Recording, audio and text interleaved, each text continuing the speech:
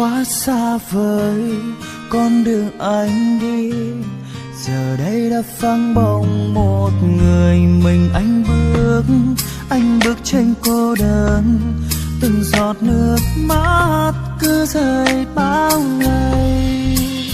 Chỉ muốn nói yêu lắm, yêu em yêu nhiều lắm, nhưng anh không thể giữ được hết tất cả yêu thương như ngày xưa. Dẫu biết em xa lắm, xa anh xa nhiều lắm, xa anh trọn kiếp, bởi vì hai chúng ta không thuộc về nhau. Anh muốn xóa đi hết tất cả kỷ niệm buồn trong anh, mặc dù em ơi anh đang chơi vơi giữa dòng đời, vì cứ nhớ mãi một người đã quá xa vời.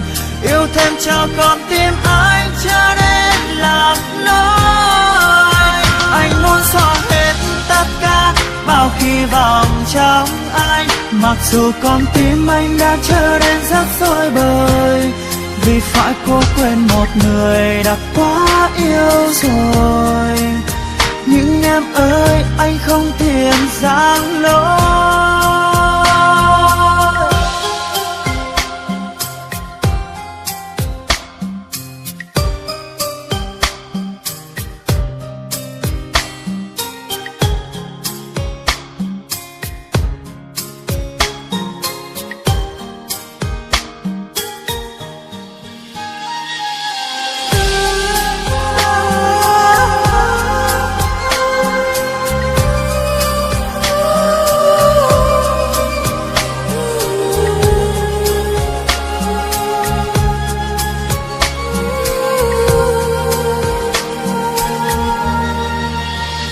Muốn nói yêu lắm, yêu em yêu nhiều lắm, nhưng anh không thể giữ được hết tất cả yêu thương như ngày xưa.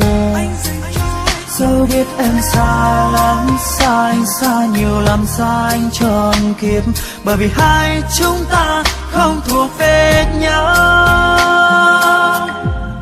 Anh muốn xóa đi hết tất cả kỷ niệm buồn trong anh, mặc dù em ơi anh đang chơi vơi giữa dòng đời, vì cứ nhớ mãi một người đã quá xa vời.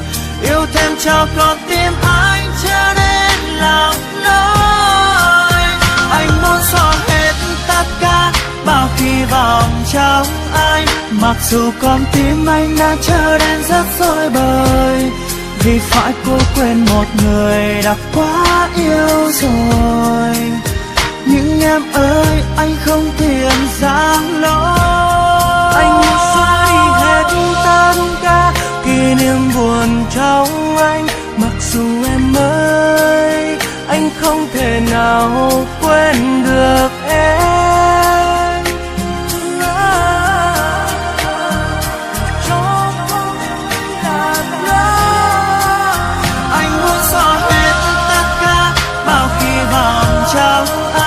Mặc dù con tim anh đã trở nên rất rối bời, vì phải cố quên một người đã quá yêu rồi.